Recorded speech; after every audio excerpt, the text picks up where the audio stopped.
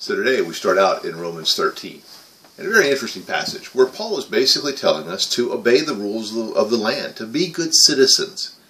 And verse 3 is one that really struck me for today's purposes. He said, "For rulers don't hold a terror for those who do right. They hold a terror for those who do wrong." Remember yesterday we talked about not taking revenge. That's not our responsibility, not our job.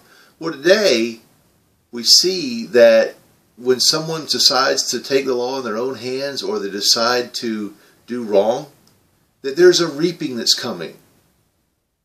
Paul says, does the ruler hold the sword for no reason? No, there's punishment that happens to those who do wrong.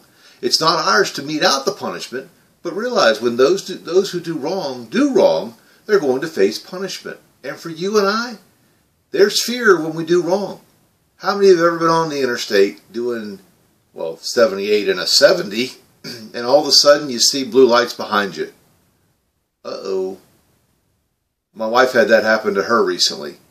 She was driving about 75 on the interstate. The blue lights came up behind her, and fortunately for our pocketbook, they were going behind someone else and kept right on going beyond us. But you know the feeling.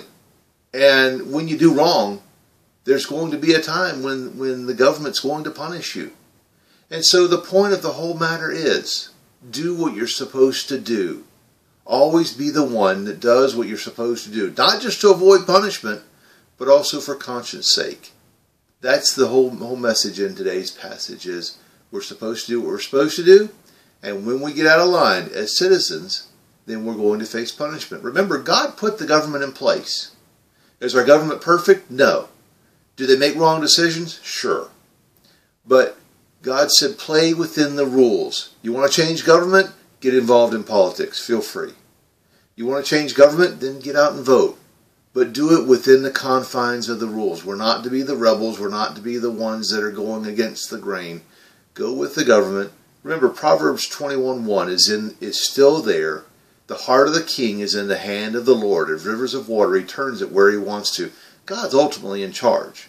He's able to turn the heart of the government to where he wants it to. So, play within the rules, stay within the laws of the land, and our lives will be a whole lot better. Want to read the whole devotional? Go to the link at the bottom of the page. We'll see you tomorrow.